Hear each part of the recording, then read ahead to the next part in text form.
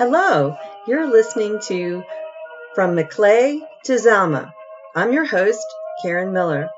This podcast is about the adventures and travels of two women from Harrisburg, Pennsylvania, who worked for the U.S. Army at Zama, Japan. Their stories are told through hundreds of letters written home. Episode 13, Superstitions, letters 30 to 33. Let's start this episode with another content warning. I was shocked at Bern's attitude when discussing Hiroshima with Japanese nationals. It makes me wonder if Americans were fully aware of what happened there as we are today. Bern also seems to be dismissive about Shinto and Buddhist beliefs. I wonder if she knew anything about those religions. I wonder if she considered them to be religions. I can't imagine that anything would have been taught about them in school in her day. Her calling their beliefs superstitions is shocking. She was definitely not a fan of mysticism or similar ideas, and I imagine that her respective culture just didn't extend to religious beliefs. I just got back from my first trip to Scotland.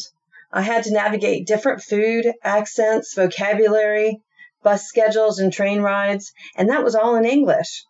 But I found it challenging. It literally took me 15 minutes to figure out how to turn on an electric stovetop to cook dinner one night. I imagine that some of the negative comments that they make are a result of frustration with all the unknowns. One day, we were crossing a very busy street in St. Andrews, and I remembered Peg's advice, look both ways, even on one-way streets. I'm glad I didn't try to drive there. Getting in the front seat to travel around Kingsbarns, I tried to sit on the driver's side by accident. I hear that's a common thing. So let's get started with letters 30. Letter 30 is from Bern, written September 3rd, 1953. Hi, here's another money order. Starting next payday, I'll make a regular allotment, but as yet, I don't know how much. You are to pay for postage on boxes, bedspreads, canisters, all that stuff from my account. Promise.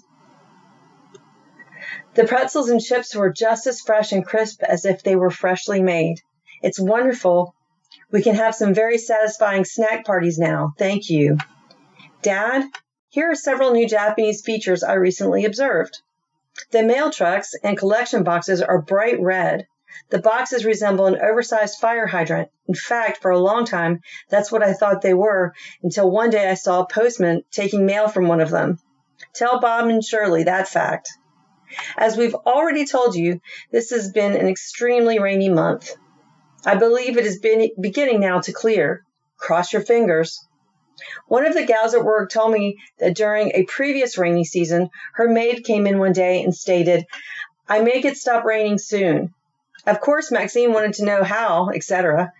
The girl produced an inverted umbrella-shaped piece of paper, sprinkled some vinegar on the paper, wrote a few Japanese characters on it, and hung it outside on the porch. Oddly enough, it stopped raining the next day. When I thought about the incident, I thought it was amusing, but it was also sad, too, to think the majority of these people believe in superstitions like that and place their faith in a series of gods. I'm most anxious to meet some of our missionaries and hear what they have to tell about what progress Christianity is making over here.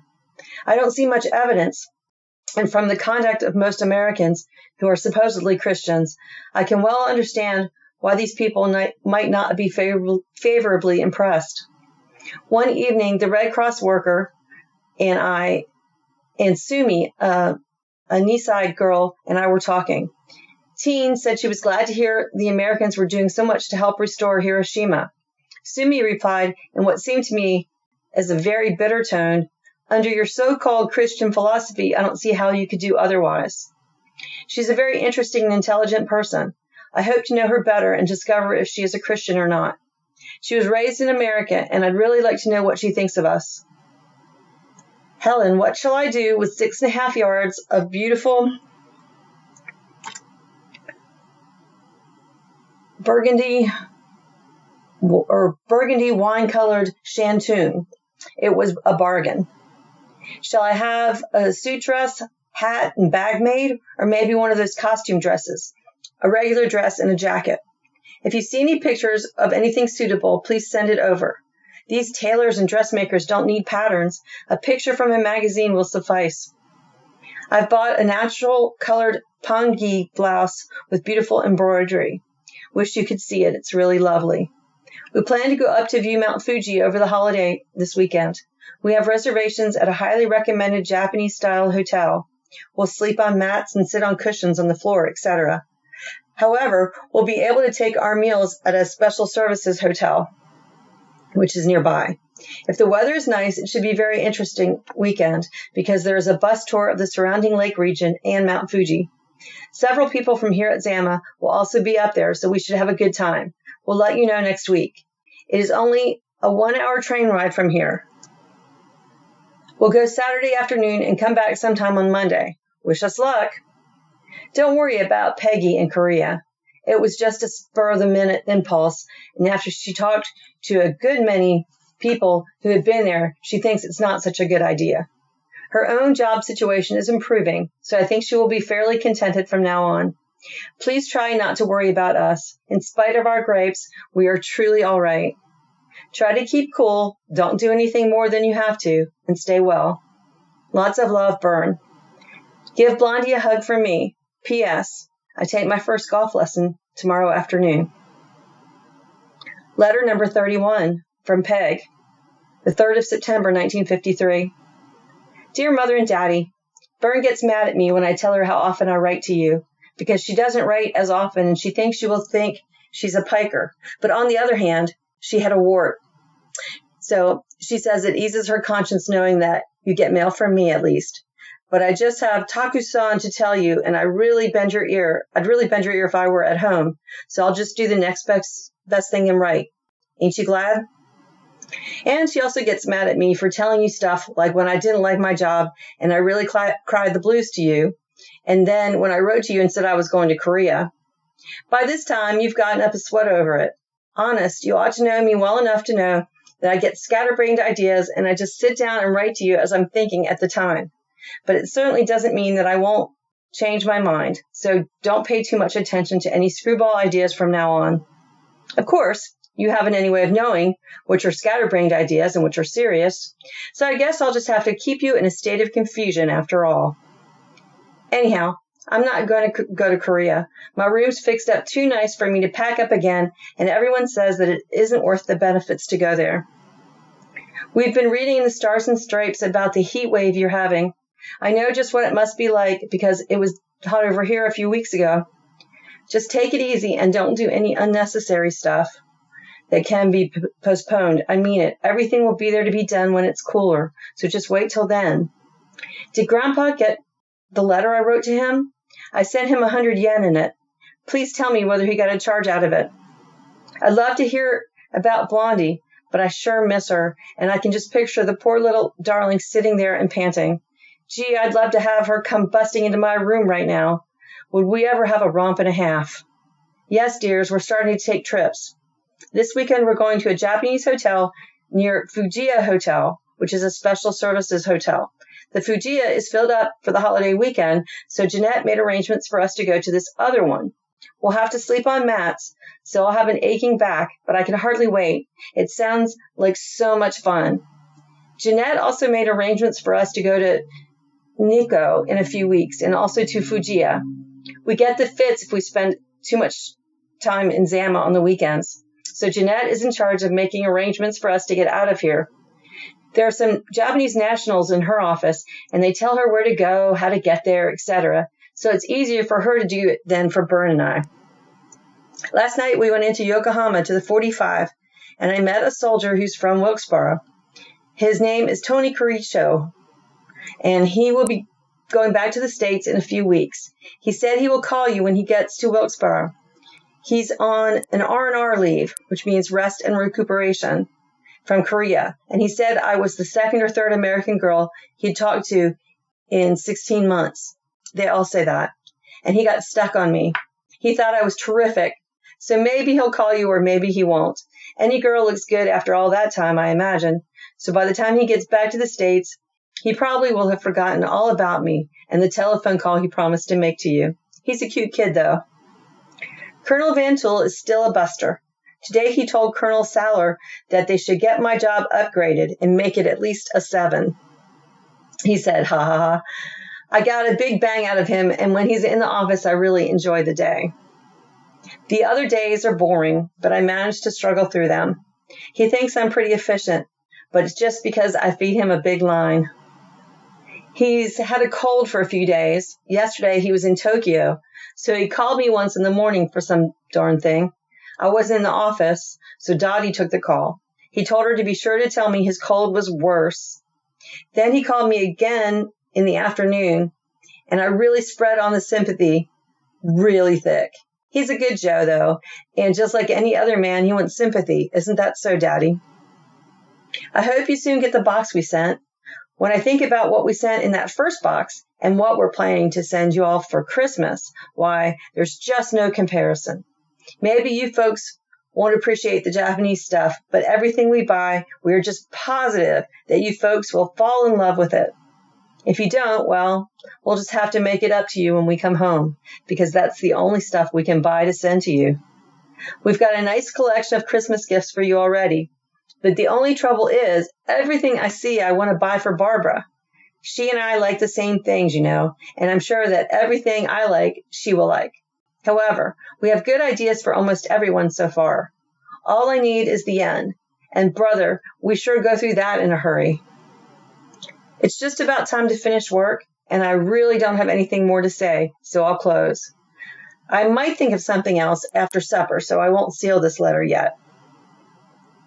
Bern doesn't really get mad at me. She just pretends to.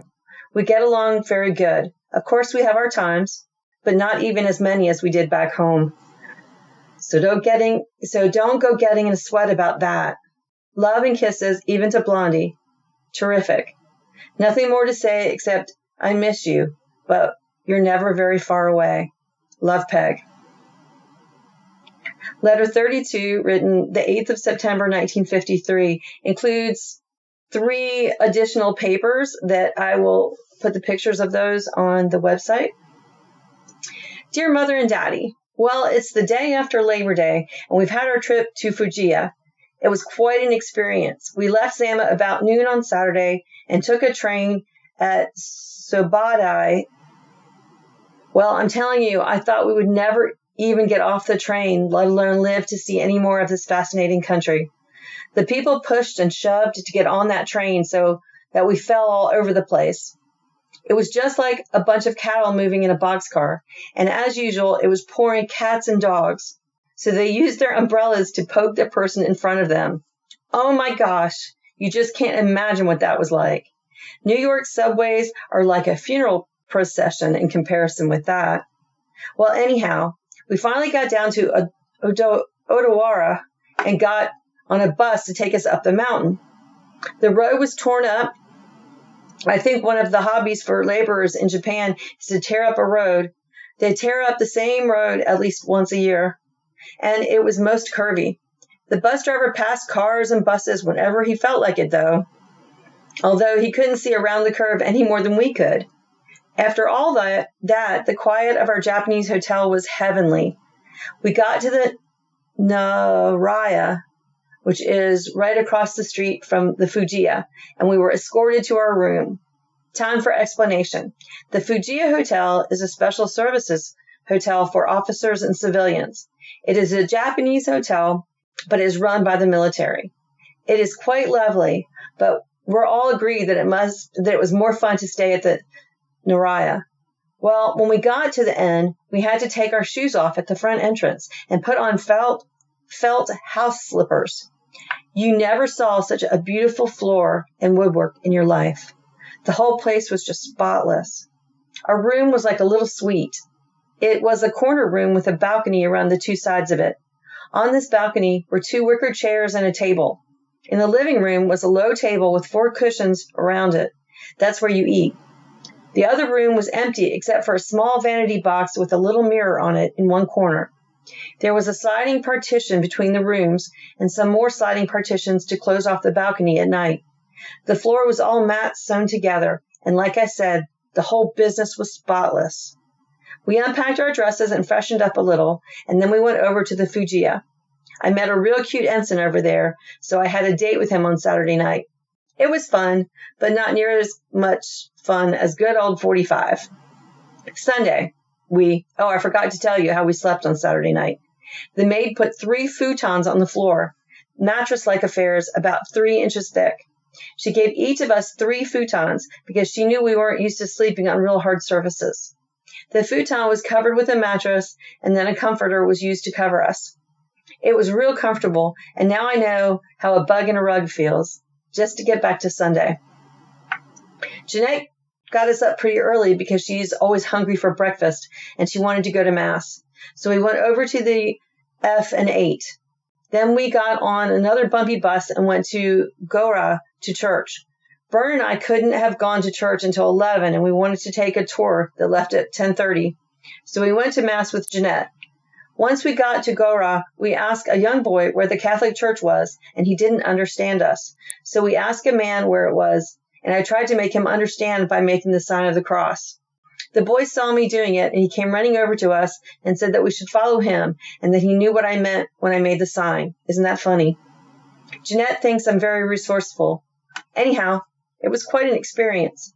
Most of the Mass was said in Latin, but the prayers at the end were said in Japanese by the priest, and the Japanese people at Mass answered them in Japanese, of course. 2 little kids took up the offering, and they were just darling. It was a boy and a girl about 4 years old, and the little boy bowed so dear to us when he came to our pew. By the way, we had to take our shoes off in church, too. Then we went back to the F and shopped in a few shops near the hotel. No, I guess we didn't leave until 1:30, but I forgot why we decided to go to Mass instead of to the Protestant services. Anyhow, we left on the tour, and it was just fabulous. This whole resort is in the mountains in Hakone National Park. Sunday, for a change, it didn't rain, so we saw many upper-class Japanese people out for a holiday. They were driving Cadillacs, Buicks, and fancy jobs. We don't get to see many of the upper-class Japanese nationals very often, so that was a treat in itself. On the tour, we saw some of the most gorgeous scenery. The mountains are so thick and green. We went to Lake Hakone and got out of the bus and took a boat ride across the lake to the Hakone Hotel, and it would compare with the Hotel Hershey. We could stop there for about a half hour, so we had kohi and sandwiches. The Japanese can't pronounce the F and they say coffee, they say kohi. Then we got on the bus again and came back to the hotel. But by that time, we were pretty sleepy from all the fresh air, so we ate in our room.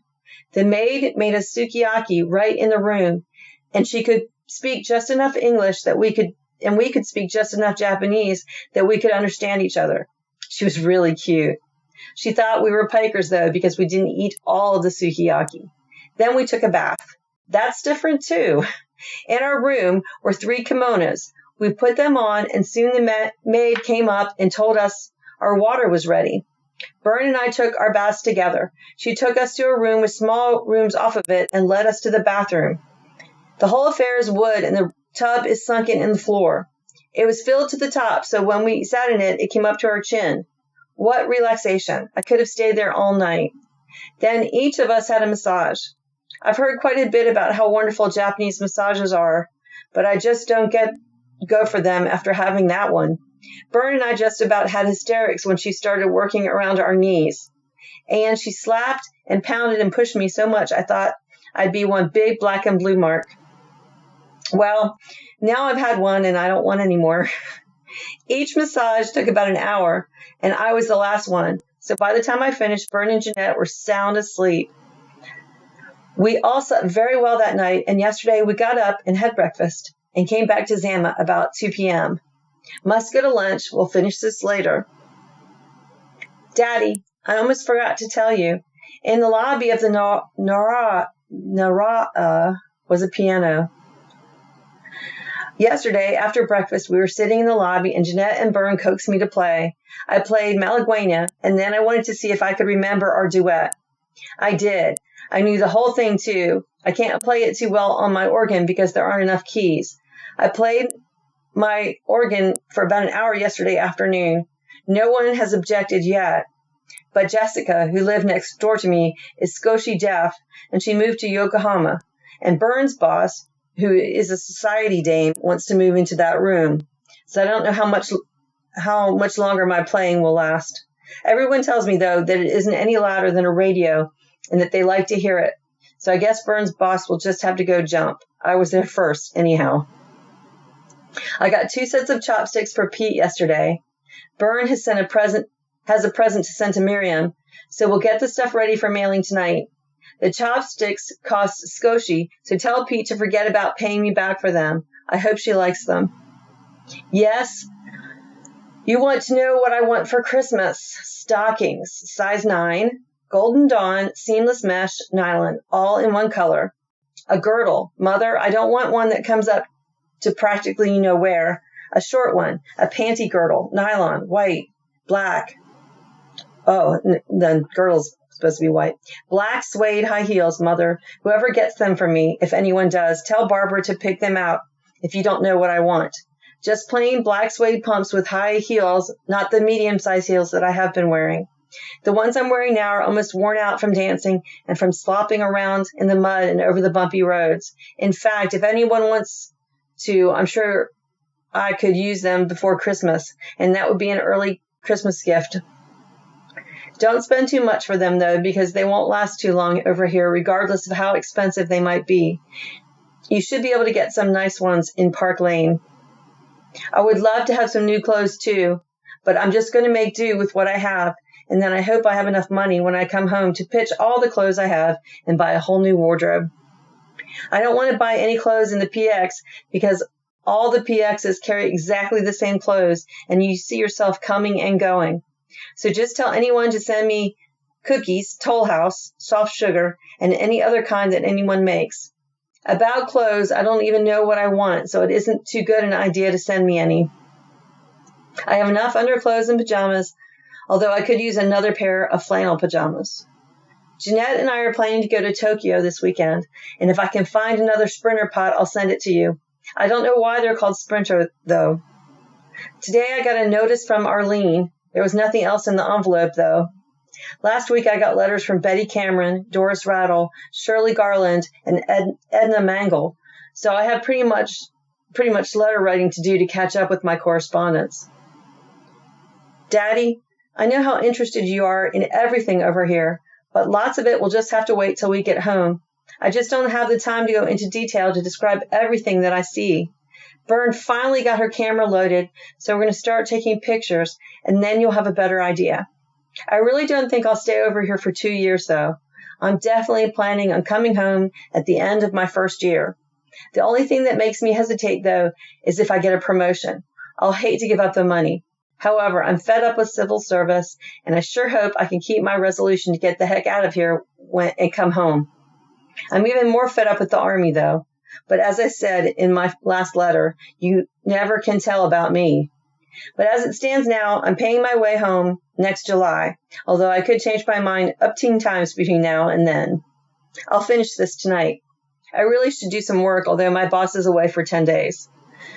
Bern and I went to the early movie tonight. Since then, we've had a gab fest all night. Right now, Teen, a Red Cross worker, is sitting here moaning about lack of ambition.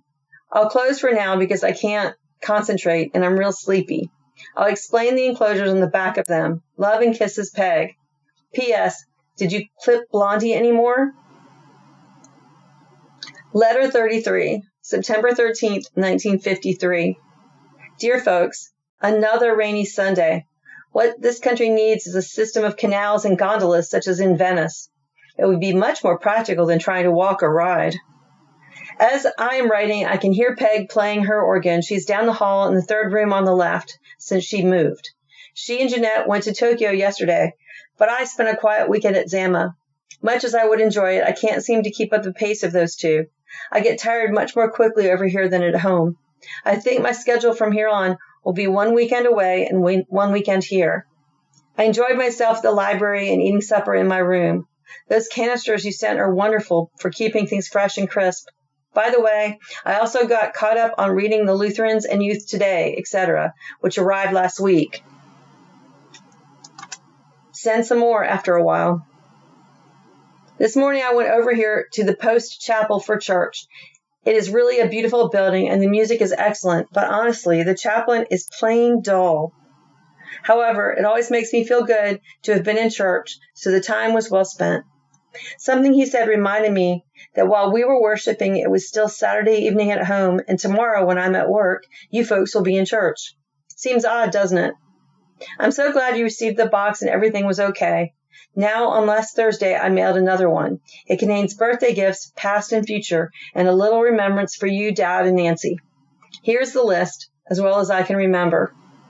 Elva, a cigarette case, black with gold embroidery and silver lighter. Her birthday was in July. Miriam, a happy coat and a fan. Her birthday was in July. Isabel, a pocketbook and a case for carrying her glasses, both black, embroidered with gold. Her birthday is October 8th. If the package arrives before that, hold her gift until that day. It might not arrive in time, in which case you'll just have to tell her something is on the way. You can call Elva Otto and 818 North 3rd Street, and perhaps she or Gil would pick up her gifts. Make your own arrangements about Miriam and Isabel's gifts. Your surmise about those two not being so close is quite true. I do not know the reason, but I know things have changed. I still have not heard from one word from Isabel, although I wrote a third time. I don't believe she's angry, but something is different about her. In the box is a fan for you, Helen. We bought it before your request. The one with lacy flower designs is yours, although if you like Miriam's better, you can exchange. We sent Dad a money clip and Nancy some pencils, so if you will distribute the things, we'll kindly thank you, ma'am. I haven't said much about my job because it's very dull and uninteresting. There's not much to do, and I'm finding the adjustments of coming down from a supervisor to a drone bee rather difficult. I'm just plain bored. The other aspect of life over here is somewhat compensates. That's the reason I haven't talked about it. A quotation which I copied from a display case in one of the shops up at the hotel last weekend somewhat explains the situation over here. Industry without art is barbarity. Life without industry is guilty. Army life over here is indeed without industry, purposeless, useless as far as I can see. There's really very little justification for our being here. It's a glorified vacation to my way of thinking that is not a good way to live. Your talk about peaches made my mouth water because I haven't had any decent ones all summer. This morning, though, Teen gave me a delicious pear. It looked like an apple, and although fully ripe, was rather hard and crisp. It was juicy and full of flavor. It's the first good fruit I've had. Peg and I occasionally torture ourselves by talking of things that we'd like to eat. Right now, I'm thinking of oyster soup, a pumpkin pie, and hard, juicy, cold winter apples. That's enough. I'm closing. Much love. Bern. So my first thought is, I wonder if Bern continued playing golf while in Japan and then when she got home. We have a lot of golfers in our family, so she would have had someone to play with. I was surprised that Peg's grandpa was still alive. That was Helen's father. I never heard anything about him before, but he was still alive and living in Harrisburg. His name was Harry, and he passed away in January of 1957, just about 10 months before John did. So I'm glad they made it back to the U.S. before those events occurred. I was thinking about the 1958 book, The Ugly American, recently, and that was made into a movie in the 60s with Marlon Brando. It's set in Southeast Asia, and the majority of the Americans exhibit a range of blundering, corrupt, and incompetent behaviors, often concentrating on impractical projects that will serve more to benefit American contractors than the local population. It's a shame, but I witnessed some of that behavior in Scotland as well. Why travel to another country if you want everything to be like the United States? One of the drivers in Scotland told us that Americans often comment on the speed that he's driving. It was the speed limit was 60 on these narrow country roads that we were going on, and they often ask him to slow down. I was shocked at the width of the roads, but was mainly impressed at how well the people dealt with them and drove. In these letters, they also mentioned visiting Hakone National Park, where Mount Fuji is located. I love the details that Peg gives about the beautiful hotel that they stayed in. I guess she feels like describing things when they're beautiful, wonderful, pleasant experiences, which makes sense. It sounds like they really had a lot of fun on that trip.